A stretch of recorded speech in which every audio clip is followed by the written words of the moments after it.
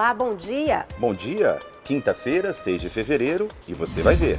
CPI dos maus tratos aos animais faz diligência para apurar denúncia em residência de Cariacica. A presidente do colegiado, deputada Janete de Sá, fala ao vivo sobre os trabalhos da CPI. Manutenção de estrada. Plenário aprova a criação de colegiado para acompanhar cumprimento de contrato da Rodossol. É agora, no Ordem do Dia.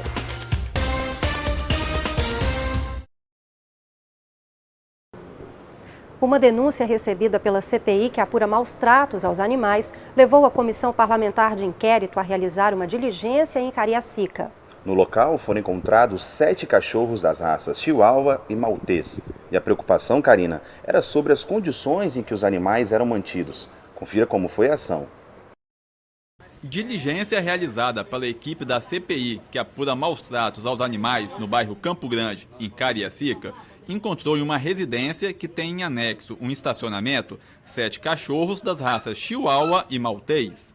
Apesar de não ter sido possível comprovar a situação de maus tratos, há suspeita de que no local ocorra comércio irregular de animais. Como foi um fato muito divulgado nas redes sociais, os possíveis tutores dos animais descaracterizaram a cena de um possível crime. Nós vimos uma gaiola. Os animais não estavam mais na gaiola, uma gaiola muito usada, é sinal de que esses animais constantemente eram colocados nela. São 7 animais pequenos, um da raça Chihuahua e outros Maltês. 2 fêmeas eu identifiquei com cortes de cirurgia, de cesárea, possível cesárea ou esterilização. Os animais não são castrados, mas não estão em condição de maus tratos. Pelo menos isso não foi identificado, porque a cena do possível crime ela foi descaracterizada. Então foi isso que nós vimos aqui hoje. Como observamos que pode se tratar de um comércio irregular de animais, nós vamos remeter tudo que aqui foi levantado para a Prefeitura de Cariacica para que ela possa manter a vigilância, manter uma fiscalização. E daqui a 30 dias nós vamos estar voltando aqui sem dizer o horário, o período, mas nós vamos estar periodicamente pedindo algum dos assessores da CPI para estar verificando se as condições elas voltaram àquilo que foi dado publicidade nas redes sociais, que era uma situação de maus-trato de confinamento. Também participaram da ação a Polícia Civil, o Conselho Regional de Medicina Veterinária, o Ministério Público Estadual e a Fiscalização Ambiental da Prefeitura de Cariacica, que apreendeu 2 gaiolas no local. E para você entender melhor como funciona o trabalho da CPI que apura maus tratos contra os animais, convidamos a deputada Janete de Sá, presidente do colegiado, para uma conversa ao vivo com a repórter Larissa Lacerda. Bom dia para vocês. Bom dia, Karina. Bom dia, Bernardo. Bom dia para você que nos assiste em casa. A CPI dos maus tratos contra os animais atua na casa desde maio de 2016, por iniciativa da própria deputada Janete de Sá, que também é quem preside o grupo e é com quem eu converso agora. Deputada, como nós vimos na reportagem do Gleison, ontem, ao chegar no local da diligência, a CPI não pôde comprovar aquela situação de maus tratos que havia sido denunciada. O que a CPI pode fazer agora a partir disso? Nós não constatamos porque a cena do crime, do possível crime, ela foi descaracterizada. Mas nós encontramos a gaiola que estava, e a gaiola já foi apreendida pela fiscalização da Prefeitura do município de Cariacica, e também nós pegamos o HD para poder verificarmos se nas imagens era constante a prática de confinar os animais.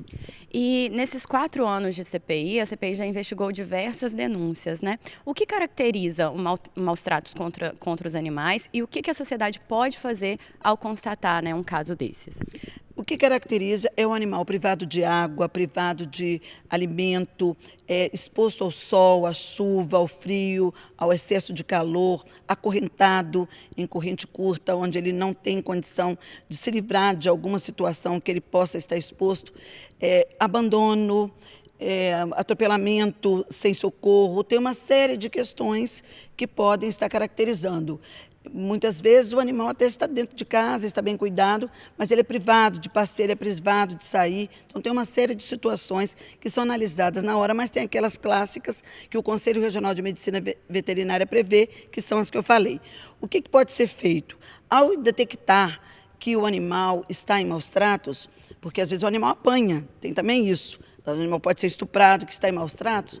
a pessoa deve procurar uma delegacia mais próxima e fazer um boletim unificado da ocorrência, encaminhar a cópia desse boletim para o nosso e-mail, defesadosanimaisES@gmail.com, ou nos telefonar dando ciência, mas apresentando o boletim unificado para que a gente possa estar acionando os meios que nos assistem nessas diligências para que a gente possa ir ao local e identificar se de fato aquela ocorrência procede. E de que forma a CPI atua ao tomar conhecimento, né, dessas? O que pode ser feito? Eu sei que a CPI atua em conjunto com outros órgãos, como a delegacia, o Ministério Público. Inicialmente, a CPI procura identificar se de fato a denúncia procede, porque muitas vezes é uma briga de vizinho, é um animal que late, incomoda a vizinhança. Procura, verificando que a denúncia procede, nós montamos uma operação para poder tentar pegar o flagrante, porque dessa maneira nós podemos estar, inclusive, recolhendo os animais. Nós nos unimos ao Conselho Regional de Medicina Veterinária, que caracteriza-se a Maus Tratos,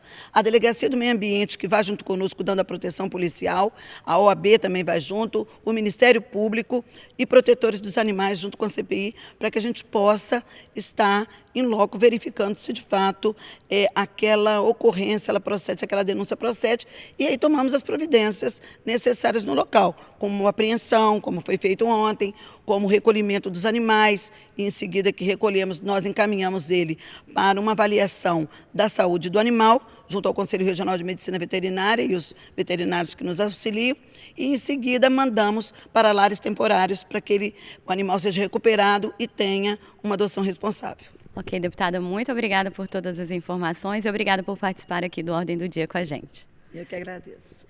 E lembrando que as reuniões da CPI dos maus tratos acontecem de 15 em 15 dias aqui na casa, às 14 horas, às 2 horas da tarde, no plenário Rui Barbosa, e também extraordinariamente, né, uma reunião extraordinária, sempre que for necessário. Karina, Bernardo, volto com vocês. Muito obrigado, Larissa, por suas informações. Agradecemos também a deputada Janete de Sá. E agora chegou a hora de tirar dúvidas sobre direitos do consumidor aqui no Espaço Assembleia Cidadã. E nesta semana, o PROCON da Casa responde questões sobre a volta às aulas. E a pergunta de hoje é se as escolas podem cobrar taxa de material. Quem responde é Giovana Quiabai, supervisora do órgão. A taxa do material, ela não pode ser obrigatória, ela pode ser facultativa. Vamos supor, você não tem tempo para sair para comprar material, certo? Então a escola te oferece a oportunidade de você pagando uma taxa, ela compra o material para você. Então a taxa ela é ilegal quando ela é obrigatória para a aquisição do material. Mas no momento em que você tem a opção, não, eu não quero que a escola adquira o material para mim. Então, ele não pode cobrar taxa. Mas eu quero que a escola compre para mim porque eu não tenho tempo, eu trabalho o dia inteiro, não tenho tempo para sair para comprar material. Então, a escola pode colocar uma taxa, que isso é um custo de serviço, certo? Às vezes, também tem situações em que a escola, ela cobra uma taxa porque ela consegue também comprar o material em quantidade e recebe desconto maior. Então, ela também cria essa facilitação. Então, na verdade, a questão da taxa, ela tá ligada à obrigatoriedade e à facultatividade. Ou seja, se ela for facultativa, se você tiver a opção por não pagar a taxa, ela não tem problema, né? Vai pagar quem quiser um determinado conforto.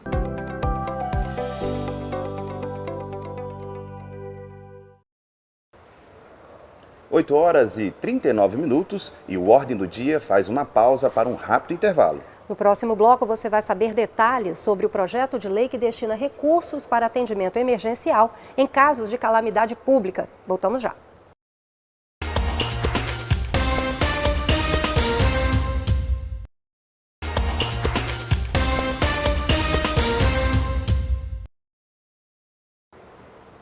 Estamos de volta e agora são 8h42 e o Ordem do Dia faz uma conversa ao vivo com o repórter Vanderlei Araújo sobre uma iniciativa parlamentar em tramitação aqui na Assembleia.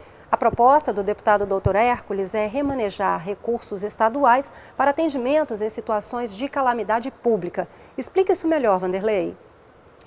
Explico sim, Karina, mas antes eu quero dar um bom dia para você, para o Bernardo e a todos. Essa iniciativa obriga o Poder Executivo a disponibilizar de imediato todos os recursos humanos e materiais disponíveis para socorrer municípios capixabas que decretarem estado de calamidade decorrente de tragédias.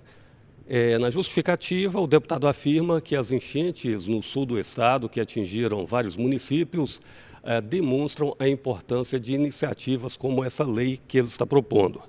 A ideia é que, em casos de calamidade, a estrutura e pessoal de apoio em ações menos urgentes, como, por exemplo, uso de veículos oficiais e de pessoal de apoio em festividades públicas, por exemplo, sejam deslocados para atender municípios atingidos por enchentes e outras formas de tragédias. Doutor Hércules quer ainda que qualquer investimento, contrato, qualquer tipo de recurso utilizado em áreas menos essenciais sejam deslocados de imediato para socorrer os municípios vítimas desses tipos de tragédias. O projeto recebeu um parecer, um despacho denegatório da presidência da Casa, mas o deputado, o autor, doutor Hércules, recorreu e a decisão agora quanto à tramitação ou não vai ser decidida pelo plenário após uma análise de um parecer que vai ser preparado aí pela Comissão de Justiça. O deputado afirmou ainda no projeto e lembrou que lá no sul do estado houve mais de 13 mil famílias atingidas por essas tragédias. E então ele insiste na importância dessa iniciativa, ressaltando que isso aí poderá ajudar pessoas que poderão, em situações futuras, ficar em situação difícil, a exemplo desses 13 mil atingidos por essas enchentes lá no sul do estado. Por hoje é só, eu volto com vocês aí no estúdio. Obrigado, Vanderlei. E nos trabalhos em plenário, os deputados aprovaram a criação de grupo de atuação parlamentar.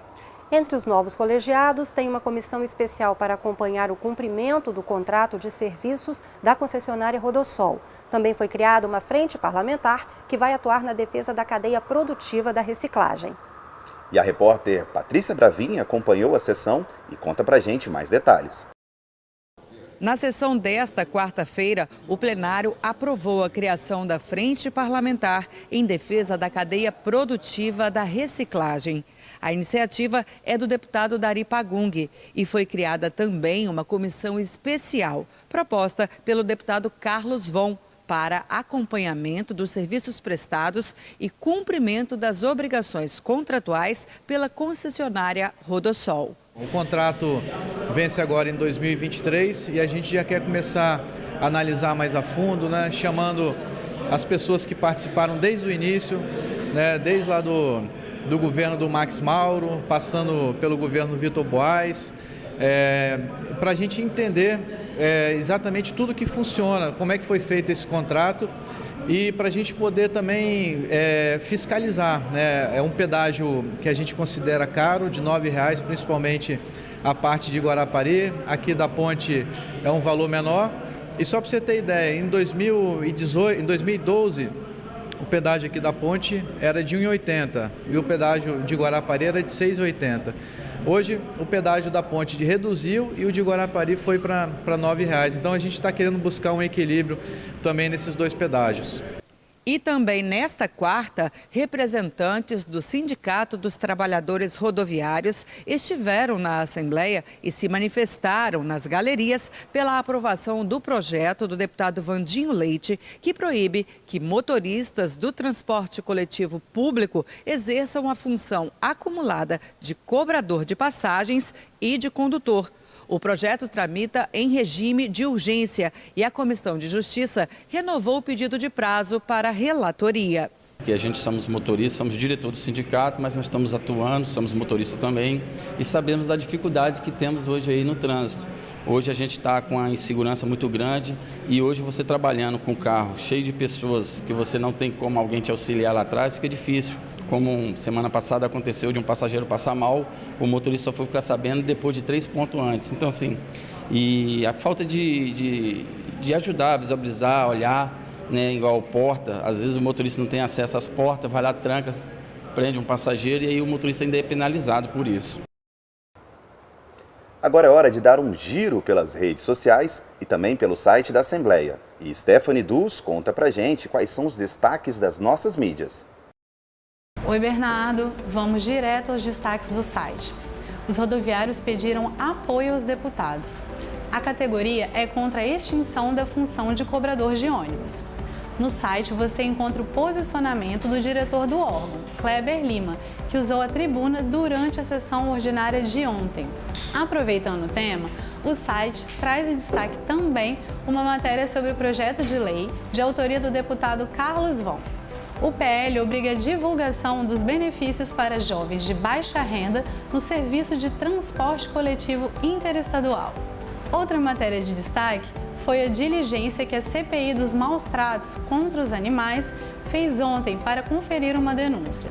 Você acompanha todos os detalhes no nosso site al.es.gov.br. Nas redes sociais, hoje vamos destacar o Twitter. Se você ainda não segue a gente, é só digitar @AssembleiaS. Lá tem uma publicação para saber quais são as suas dúvidas sobre o imposto de renda. Envie sua pergunta até 1 da tarde de hoje. Ela pode ser respondida por um especialista no programa aqui da TV Assembleia Utilidade Pública. Pessoal, por hoje é isso. Eu volto com vocês. Obrigada, Stephanie. E hoje a gente vai ficando por aqui. Mas não esquece que amanhã tem nova edição do Ordem do Dia. Nosso encontro é sempre às 8h30 da manhã. Agora são 8h49. Tenham todos uma excelente quinta-feira e a gente se vê amanhã. Tchau.